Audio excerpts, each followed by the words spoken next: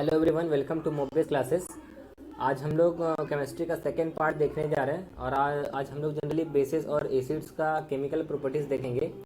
तो पहले एक चीज़ मैं आपको एक चीज़ क्लियर कर दूँ, आपको एक चीज़ समझा दूँ, वो आप समझ लीजिएगा कि क्या ये केस बनेगा और कैसे इसमें क्वेश्चन बनेंगे इसमें। ठीक है, इसमें दो केसेस बनेंगे, वो आपको समझना है। क्वेश्चन कैसे बनेगा, एक मैं स्लाइड लेकर मैं आपको दिखा दे रहा हूँ। यहाँ पे क्वेश्चन आपको दो तरीके से आएगा जब भी अगर एसिड्स और बेस की प्रॉपर्टीज की बात करें। ठीक है, एसिड्स एंड बेस की प्रॉपर्टीज की बात करें तो समझना ये है कि क्वेश्चन या तो आ सकते हैं आपको कि what are the properties of acids. ठीक है, प्रॉपर्टीज ऑफ एसिड आपसे पूछ सकता है कि सिर्फ प्रॉपर्टीज बताइए, तो उसमें आपको प्रॉपर्टीज में आपको दोनों आंसर करना होगा, एसिड का भी और बेस का। अगर आपसे क्वेश्चन पूछता है what are the physical properties, तो जनरली जो मैंने लास्ट क्लास में बताया था कि एसिड्स क्या होते हैं, सॉर टेस्ट होते हैं। एसिड क्या करते हैं, ब्लू लिटमस से रेड में टर्न करता है। ठीक है, और एसिड क्या करते हैं, इलेक्ट्रिसिटी कंडक्ट नहीं करते हैं। ये जनरली मैंने सब पॉइंट्स आपको बताए थे, बेसिक बेसिक सिंपल सा पॉइंट्स दिया था। तो आज हम लोग जनरली उसके सारे और केमिकल देखेंगे, केमिकल रिएक्शंस को देखेंगे, केमिकल प्रॉपर्टीज को देखेंगे कि क्या होता है एसिड्स और बेस का। तो जनरली हम मिला करके चलेंगे, तो आपको ये दो तरीके से क्वेश्चन पूछ सकता है। और एक सवाल और मेरे मन में आ रहा है कि जो मैंने आपको बताया था अर्हेनियस कॉन्सेप्ट, वह तो आपसे आ जाएगा what do you mean by acid. Question ऐसे भी आ सकता है, या आपसे क्वेश्चन पूछेगा स्टेट अर्हेनियस कॉन्सेप्ट। तो ये आपको अगर अर्हेनियस कॉन्सेप्ट आपसे पूछेगा तो आप में दोनों एसिड और बेस का दोनों का डिफाइन आपको करना है जो अर्हेनियस ने दिया था। ठीक है, ये आपको ध्यान रखना है। तो आते हैं हम अपने स्लाइड के ऊपर। तो पहला केमिकल प्रॉपर्टीज में देखना है, पहला केमिकल प्रॉपर्टीज क्या है, रिएक्शन विथ इंडिकेटर्स। ठीक है, तो ये तो हमें पता है कि जब भी क्या होता है कि अगर क्या करता है कि लिटमस जिसको हम बोलते हैं वो लाइसिन के द्वारा जो ऑब्टेन्ड किया जाता है, तो हम बोलते हैं अगर क्या करते हैं कि जब इसको एसिड के प्रेजेंस में, मतलब एसिड जब इंडिकेटर के साथ रिएक्ट करता है तो जनरली जो लिटमस होते हैं ब्लू टू रेड में चेंज होते हैं। क्या चीज में चेंज होते हैं, ब्लू टू रेड, जो मैंने आपको फिजिकल प्रॉपर्टीज में भी बताया है। ठीक है, तो एक तरह से केमिकली रिएक्ट कर रहा है जिसको केमिकल प्रॉपर्टीज के अंदर हम लोग देखेंगे। ठीक है, सेकंड आता है हमारा reaction with metals. Reaction with metals कहने का मतलब क्या, जब कोई मेटल, ठीक है, जब कोई मेटल रिएक्ट करेगा किसके साथ, एसिड के साथ, तो बनाता है मेटल साल्ट। क्या बनाता है वो, मेटल साल्ट। और उसके साथ साथ क्या करेगा वो, जब हाइड्रोजन गैस इवॉल्व करेगा, क्या करेगा, हाइड्रोजन गैस इवॉल्व करेगा। तो हम लोग मेटल्स एंड नॉन मेटल्स का जब प्रॉपर्टीज़ पढ़ रहे थे तो उसमें हमको पता था कि फिजिकल केमिकल प्रॉपर्टीज़ में हम लोगों ने देखा था कि जब कोई मेटल रिएक्ट करता है एसिड के साथ तो क्या करता है, मेटल साल्ट और उसके साथ साथ हाइड्रोजन गैस का इवोल्यूशन होता है। तो अगर इसको अगर हम समझना चाहें कोई एक क्या बोलते हैं रिएक्शन के थ्रू, तो समझते हैं, इसको थोड़ा सा क्लीन कर लूँ। ठीक है, हाँ, तो रिएक्शन के थ्रू समझते हैं। तो एक हम क्वेश्चन उठा लेते हैं जो कि आपका पढ़ा हुआ क्वेश्चन हो। चलिए मान लेते हैं कोई हम ले लेते हैं मेटल, चलो ले लिए जिंक। जिंक क्या है हमारा, मेटल। ठीक है, और ये मान ली कोई एक एसिड की बात करें, चलो सबसे रॉयल एसिड को लेते हैं, यानी कि किंग ऑफ एसिड को लेते हैं, इसको क्या बोलते हैं, सल्फ्यूरिक एसिड। तो यहाँ पे आप यहाँ पे लिख दोगे तो आपका सॉलिड था, इस तरीके से मेंशन कर दीजिएगा, और ये तो मेरा एक्वस सॉल्यूशन है, एसिड जनरली जो है। अब जब ये रिएक्ट करेगा तो मैंने बताया ये मेटल साल्ट बनाता है।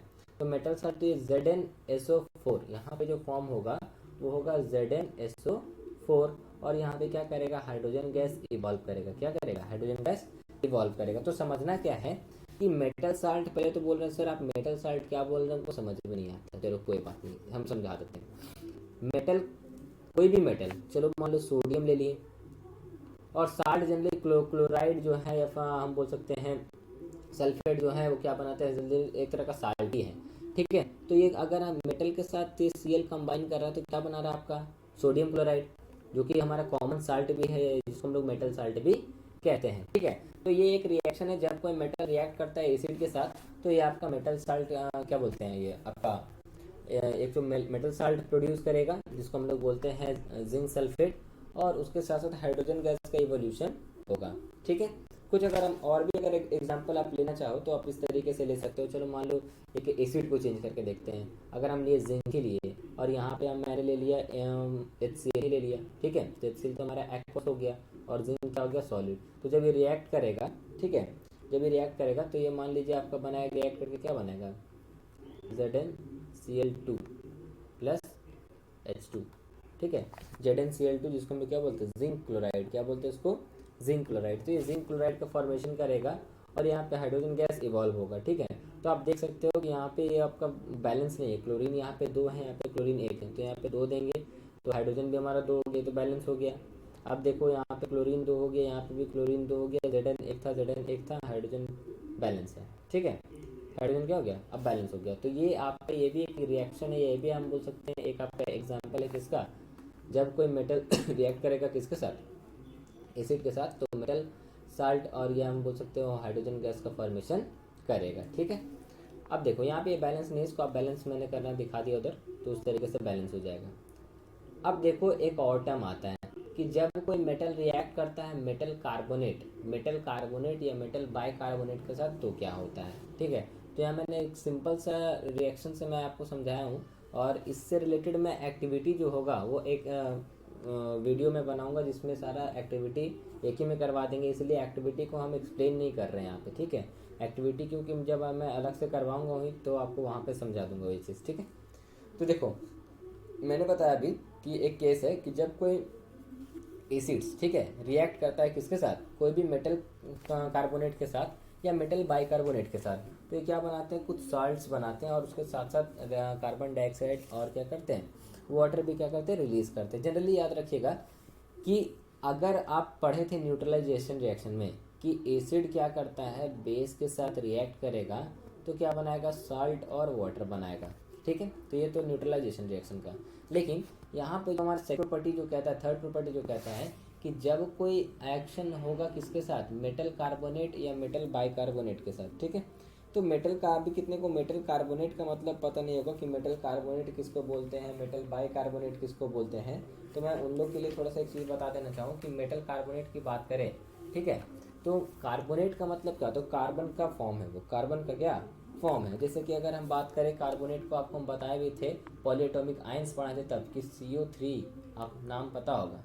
अगर हम यहाँ पे इसको सोडियम कार्बोनेट करके लिखेंगे, ठीक है, सोडियम कार्बोनेट ले लिया, कोई भी आप ले लिए, तो सोडियम का जानते हैं क्या होता है, Na, ठीक है, और इसका फॉर्म होता है Na2CO3। अब बोलिए सर ये 2 कैसे दे दिए, तो आपको बताए थे कि कार्बोनेट पे पॉलीएटॉमिक आयंस में कितना होता है, 2। देखो ये वाला भी आपको हम समझा देते, थोड़ा फिर से ताज़ा कर दे, जो आपको हमको पता है। ये सोडियम है, ये आपका कार्बोनेट है, तो बता दें कार्बोनेट के ऊपर 2 माइनस होता है, मतलब इसका वैलेंसी 2, सोडियम 1 आ रहा तो इसका वैलेंसी 1। बताया था ना सिंबल इंटरचेंज होता है, तो Na और इसका किसका वैल्यू आ जाएगा 2CO3 और इसका 1, तो 1 तो हम लोग लिखते नहीं, तो क्या बना है Na2CO3, जिसको हम लोग क्या बोलते हैं, सोडियम कार्बोनेट। तो पॉलीएटॉमिक आयंस का जो मैंने बताया था उसका लिस्ट आप लोगों से मैंने मांगा भी था, लेकिन अभी तक किसी ने दिया नहीं। कोई बात नहीं, जिन बच्चों को चाहिएगा मैं फिर से एक बार बना दूंगा ढूंढ के या खुद से ही, और फिर मैं लिस्ट प्रोवाइड कर दूंगा आपका पॉलीएटॉमिक आयंस का कि किस पे कितना चार्ज होता है, ठीक है, ताकि आपको फॉर्मूला बनाने में प्रॉब्लम ना हो। हाँ, तो ये मेटल कार्बोनेट फॉर्म करता है, मेटल बाइकार्बोनेट फॉर्म करता है। अब देखो तो इसी रिएक्शन को थोड़ा सा हम अगर समझते हैं कि जब कोई एसिड क्या करेगा के साथ या मेटल बाइकार्बोनेट के साथ रिएक्ट करेगा, तो यहाँ पे ध्यान रखिएगा कि वो बनाएगा साल्ट तो बनाएगा, लेकिन उसके साथ साथ जहाँ पे साल्ट का फॉर्मेशन होता है वहाँ पे क्या होगा, वाटर का भी फॉर्मेशन होगा, और उसके साथ एक कार्बन डाइऑक्साइड गैस भी क्या करेगा, प्रोड्यूस करेगा, क्या करेगा, कार्बन डाइऑक्साइड गैस प्रोड्यूस करेगा। तो ये आपको हम एक रिएक्शन से आपको समझाते हैं नए स्लाइड में लेकर के। यहाँ पे देख लो ये फॉर्मेट दिया हुआ है कि एसिड रिएक्ट कर रहा है मेटल कार्बोनेट के साथ, तो metal salt water carbon dioxide gas बना रहा है। यहाँ पे भी ये रिएक्शन दिया हुआ है, हम बड़ा करके आपको रिएक्शन अलग से बता देते हैं, ठीक है। अरे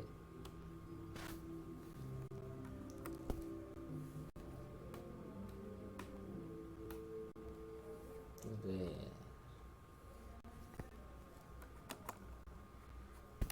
क्या हो गया, कट का नहीं,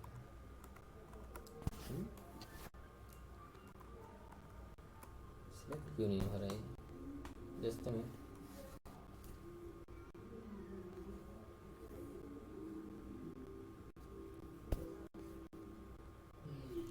ठीक है। अब देखिए हम एक एग्जांपल ले लेते हैं, कलर चेंज कर ले रहे हैं, ग्रीन कर ले रहे हैं, ठीक है। अब हम एक एग्जांपल देखते हैं कार्बोनेट वाला।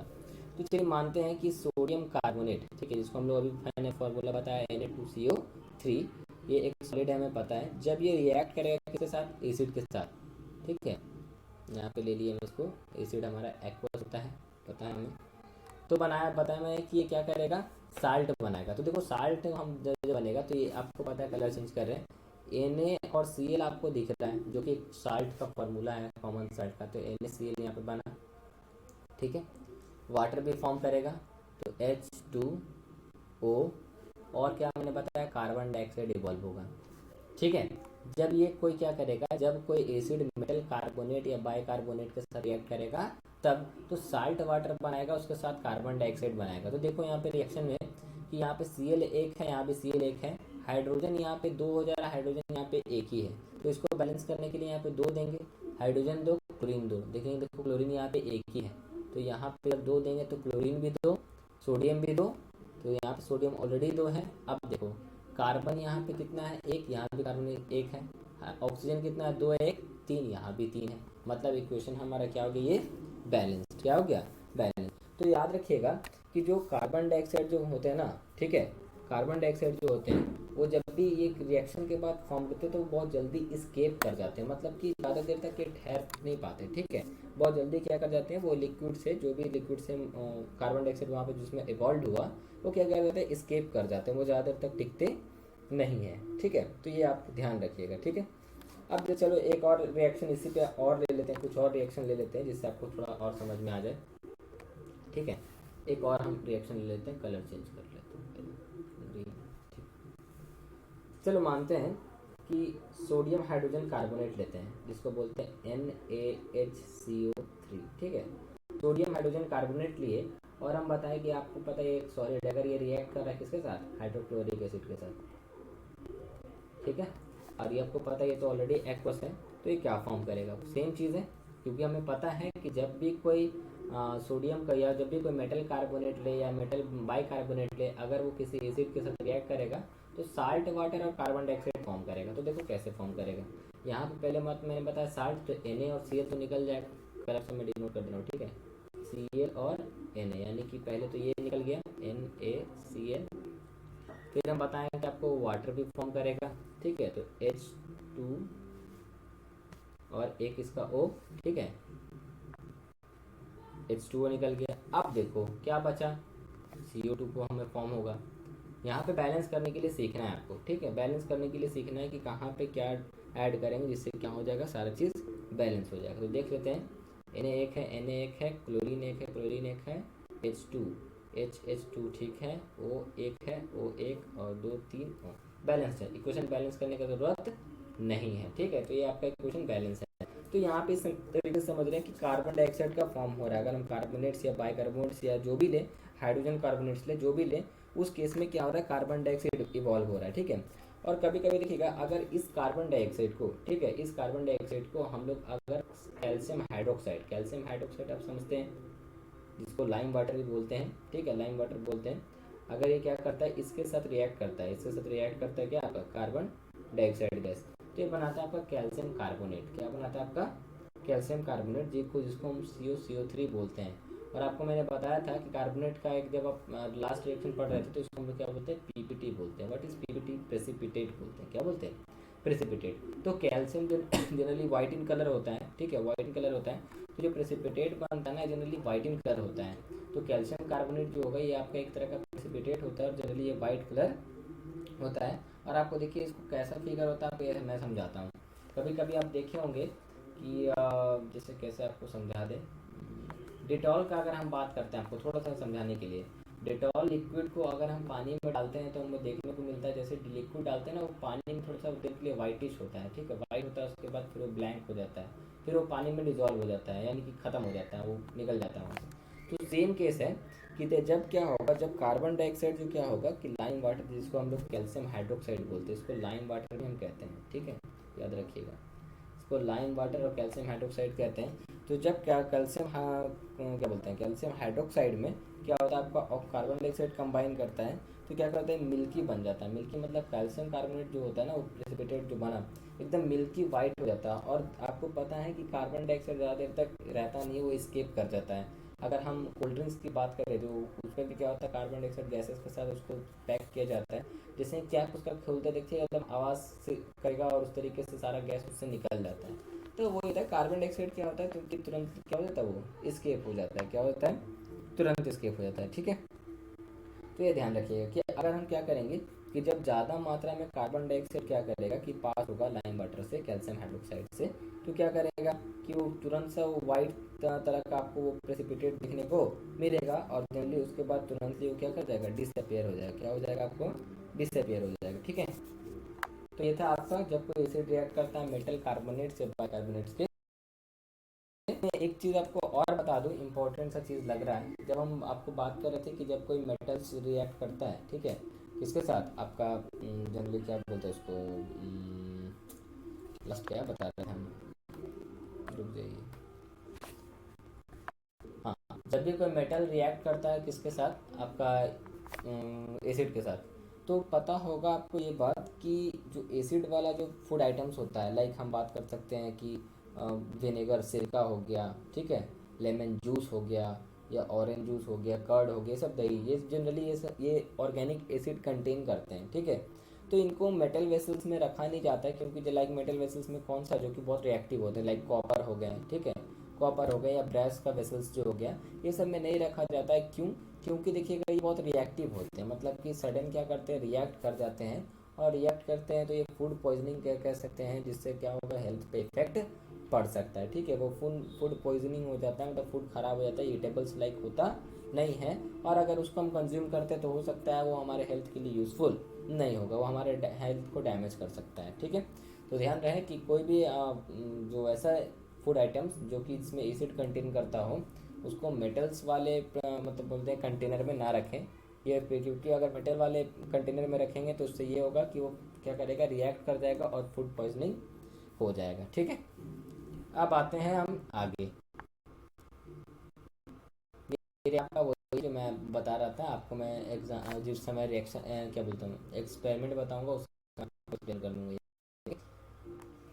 देखो, अब आता है रिएक्शन विथ बेसिस। ठीक है, दो प्रॉपर्टी हम लोगों ने पढ़ लिया।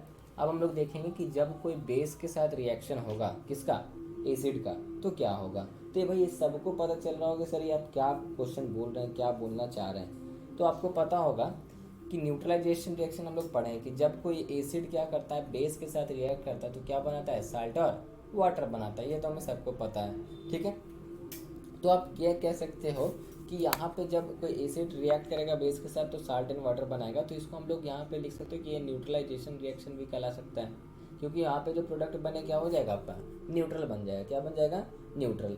अगर हम उसी तरीके से समझना चाहें, क्योंकि न्यूट्रलाइजेशन रिएक्शन हमको ये पढ़ना ही है, तो इसीलिए इसको ज़्यादा एक्सप्लेन नहीं करेंगे, क्योंकि यहाँ पे आपको आगे ये चीज़ आपको पढ़ना है, तो बस थोड़ा सा आपको चीज़ें समझाते जा रहे हैं, वो आप समझते जाओगे।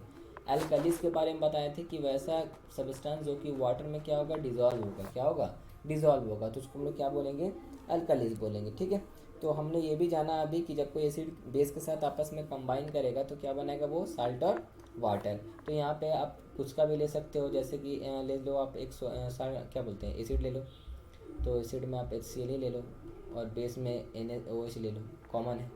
ठीक है, कॉमन है, इस ये आपका अल्कलीस भी कहलाएगा। तो जब ये रिएक्ट करेगा तो ये आपका NaCl बनाएगा, इसको साल्ट बोलते हैं, और वाटर का फॉर्मेशन होगा। ठीक है, वाटर का फॉर्मेशन होगा। तो ये जनरली है आपका न्यूट्रलाइजेशन रिएक्शन का। इसमें जो सब साल्ट जो बनता है वो ना ही एसिड होता है ना ही वो बेसिक होता है, वो एक न्यूट्रल कंपाउंड होता है। क्या होता है, न्यूट्रल कंपाउंड या न्यूट्रल सब्सटेंस होता है। ठीक है, समझ में आ रहा है मेरा बात।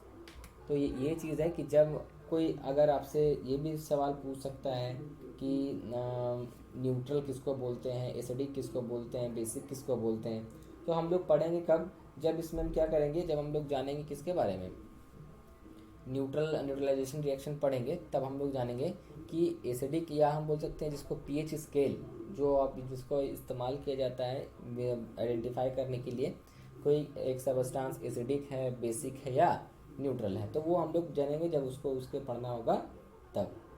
ठीक है, अब हम लोग आगे चलते हैं। आगे में हमारा है all acids act as electrolytes in aqueous state.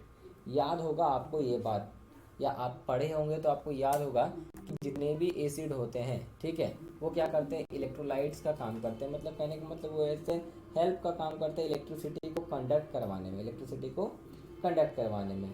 तो जैसे अगर हम आपको एक चीज़ समझाना चाहें कि ये होता क्या है, तो आपको ये बात बताते हैं, जब कोई एसिड क्या करता है, पानी में हम जिसको डिजोल्व करते हैं, ठीक है, तो वो क्या करता है, वो सॉल्यूशन बन जाता है पूरा एसिडिक, ठीक है। जब कोई एसिड को हम डिजोल्व करते हैं पानी में तो क्या बन जाएगा, सॉल्यूशन पूरा एसिडिक बन जाएगा। और आपका जो सॉल्यूशन होगा, ठीक है, वो क्या करेगा, वो एबल रहेगा क्या चीज़ को, इलेक्ट्रिसिटी को कंडक्ट करने के लिए, ठीक है, इलेक्ट्रिसिटी को कंडक्ट करने के लिए। तो यहाँ पे हम ये भी कह सकते हैं कि जितने भी एसिड सॉल्यूशंस हैं वो क्या कर रहे हैं, इलेक्ट्रिक करंट को क्या कर रहा है, पास कर रहा है। मतलब वाटर तो हम जानते हैं already is a good conductor of electricity, but कौन सा, डिस्टिल्ड वाटर। डिस्टिल्ड वाटर कभी भी आपका गुड कंडक्टर ऑफ इलेक्ट्रिसिटी नहीं होगा। याद रखिएगा कि कौन सा वाटर आपका इलेक्ट्रिसिटी कंडक्ट नहीं करेगा, distilled water. Pure form of water electricity conduct नहीं करता है, ठीक है।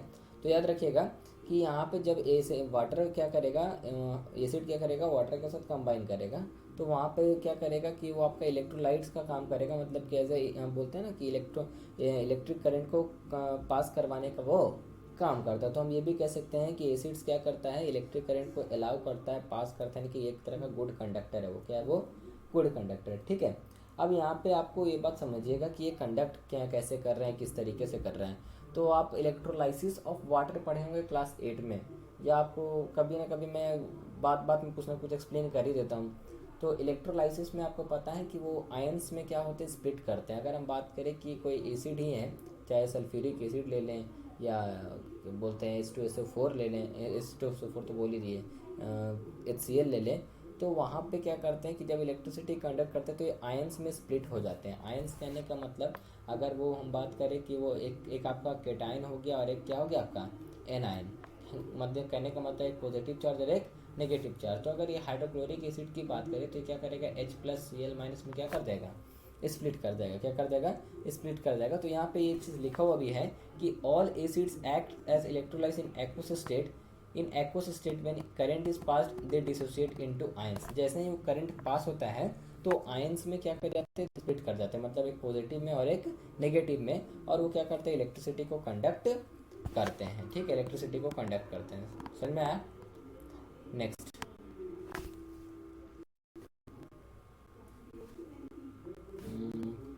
और कुछ तो आपका ठीक है। अब आते हैं केमिकल प्रॉपर्टीज ऑफ बेस पे, ठीक है, केमिकल प्रॉपर्टीज ऑफ बेस पे आते हैं। तो ये समझिएगा केमिकल प्रॉपर्टीज ऑफ बेस क्या होता है। तो बेस में सबसे पहला आता है आपका एक्शन विथ इंडिकेटर, जो कि हम लोगों ने पढ़ा एसिड में भी। तो ये क्या करता है, रेड से ब्लू में चेंज होता है, जस्ट उसका अपोजिट, ठीक है। एक ब्लू टू रेड है तो एक रेड टू ब्लू है, ठीक है। तो ये रेड टू ब्लू होगा, वो ब्लू टू रेड था। उसके बाद क्या होता है, क्या हम उसकी फिजिकल प्रॉपर्टी अगर थोड़ा बेस के हम डिस्कस कर ले तो हम ये भी जाने कि बेसिस क्या होते हैं, बिटर इन टेस्ट होते हैं। क्या होता है वो, बिटर इन टेस्ट होते हैं। हम लोगों ने ये चीज़ पढ़ा, ठीक है, ये चीज़ हम लोगों ने पढ़ा कि बेसिस जनरली क्या होते हैं, बिटर इन टेस्ट होते हैं। और देखिएगा जो, और वो स्लिपरी टू टच होता है, जिसको हम लोग बोल सकते हैं सोपी। क्या बोल सकते हैं उसको, सोपी, ठीक है। उसको सोपी भी हम कह सकते हैं कि बेसिस जो होते हैं वो सोपी होती हैं, यानी कि दे आर स्लिपरी, बहुत ज़्यादा स्लिपरी होता है। जैसे ही उसको टच करते हैं तो स्लिप करता है, क्या करता है, स्लिप करता है, ठीक है। तो रिएक्शन ऑफ विथ मेटल देखिएगा, बेसिस का ये सेकेंड प्रॉपर्टी जो है, ये कह रहा है कि जब कोई मेटल का क्या करता है, रिएक्ट करता है कोई बेस के साथ, तो ये बनाता है आपका साल्ट और ऑक्सीजन, हाइड्रोजन गैस फॉर्म करता है। लेकिन यहाँ पे जो साल्ट बन रहा है आपका ऑक्सी साल्ट। ये ऑक्सी साल्ट क्या है, मतलब वैसा साल्ट दैट कंटेन्स ऑक्सीजन, मतलब ऑक्सीजन एज ए उसमें कंस्टिट्यूएंट रहेगा, ठीक है। यानी कि मेटल्स की बात करें, रिएक्ट करेगा बेस के साथ तो ये बनाएगा आपका ऑक्सी साल्ट बनाएगा, और उसके साथ क्या देगा, आपका हाइड्रोजन गैस क्या करेगा, रिलीज करेगा। जैसे यहाँ पे ही देख लो, ये जो आपका एल्युमिनियम है जो कि एक मेटल है और ये आपका बेस है, रिएक्ट करा तो ये NaAlO2 एक सब्सटेंस बना रहा है। इसको बोलते हैं एल्यूमिनियम सोडियम एल्यूमिनेट बोलते हैं इसको। क्या बोलते हैं इसको, सोडियम एल्यूमिनेट। इसका आप नाम नहीं सुने होंगे। देखो यहाँ पे सोडियम और ये एल्यूमिनियम, जिसके साथ O2 एज ए साल्ट के रूप में जुड़ा हुआ होगा, वो क्या, अगर मान लीजिए यहाँ पे जिंक रहता, एल्यूमिनियम के साथ जिंक रहता तो जिंकेट, ठीक है। मतलब एज ए ऑक्सीजन उसका कंस्टिट्यूएंट में होता है और उसको हम लोग ऑक्सी साल्ट बोलते हैं। क्या बोलते हैं उसको, ऑक्सी साल्ट। एक न्यू स्लाइड के से लेकर के आपको समझ में आ जाएगा। जैसे एक एग्जाम्पल हम ले लेते हैं, अगर किसी हम बेस को ले ले, जैसे सोडियम हाइड्रोक्साइड को ले लिए, अगर ये रिएक्ट कर रहा है आपका जिंक एक मेटल के साथ, तो मैंने बताया कि यहाँ पे एक क्या होगा, एक तो आपका हाइड्रोजन गैस इवॉल्व होगा, चलो H2 हम साइड कर दिए, और दूसरा मैंने बताया कि ऑक्सी साल्ट बनाएगा, ठीक है, ऑक्सी साल्ट बनाएगा। तो यहाँ पे जो बनता है प्रोडक्ट का Na2ZNO2, ठीक है। इस ये जो प्रोडक्ट है, ये जो बना है, इसको हम लोग बोलते हैं क्या, इसको हम लोग बोलते हैं सोडियम जिंकेट। क्या बोलते हैं? Sodium zincate. ठीक है, सोडियम जिंक तो यहाँ पे मौजूद है और ये ऑक्सीजन बताए थे as a side as a constituent के रूप में उसमें रहता है, तो इसको हम लोग क्या बोलते हैं? जिंकेट बोलते हैं। क्या बोलते हैं?